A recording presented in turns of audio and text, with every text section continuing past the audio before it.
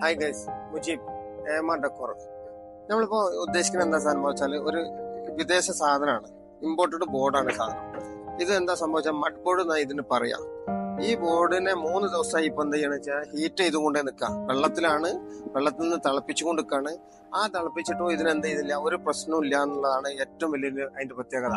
ആ ബോർഡിനെ തന്നെ നമുക്ക് എന്ത് ചെയ്യാൻ പറ്റുമെന്ന് അറിയോ, ഈ മാറ്റ് ഫിനിഷിങ്ങിലേക്കും നമ്മളെ ഗ്ലോസി ഫിനിഷിങ്ങിലേക്കും നമ്മൾക്ക് അത് ഏത് രീതിയിലും, നമ്മൾ മാർബിൾ ഡിസൈൻ ഉണ്ട്, ഗ്രാനൈറ്റ് ഡിസൈൻ ഉണ്ട്, ഏത് ഡിസൈനിൽ വേണമെങ്കിലും എന്ത് ചെയ്യാൻ പറ്റുമെന്ന് അറിയോ, ഈ ബോർഡിനെ നമുക്ക്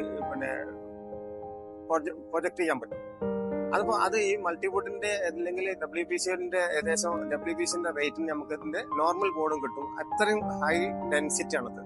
അപ്പൊ സ്ക്രൂ ഹോൾഡിങ്ങിന് ഏറ്റവും ബെറ്റർ ആണ്. കിച്ചൺ ക്യാബിനറ്റിന് ഏറ്റവും പ്രയോറിറ്റി കൊടുക്കുന്ന ഒരു ബോർഡാണത്. അന്നിപ്പോ അതിന് തീ പിടിക്കൂല, വെള്ളത്തിലിട്ട ഒന്നും ആവില്ല. അതിന്റെ ഏറ്റവും പ്രയോറിറ്റി അതാണ്. അപ്പം ഇന്ത്യയിൽ തന്നെ വേറെ എവിടെ അത് അവൈലബിൾ ആയിട്ടില്ല എന്നാണ് നമുക്ക് തരുന്ന പാർട്ടി അത് പറയുന്നത്. അതിപ്പോ ആ ബോർഡിൽ നിങ്ങൾ കിച്ചൺ വർക്ക് ചെയ്യാൻ വേണ്ടിയിട്ട് തയ്യാറാവുമ്പോൾ നമ്മളെ നമ്പർ ഒന്ന് വിളിച്ചോളി. നമുക്ക് എന്ത് ചെയ്യാം, ആ ബോർഡിനെ പറ്റി ഒന്ന് പരിചയപ്പെടാം.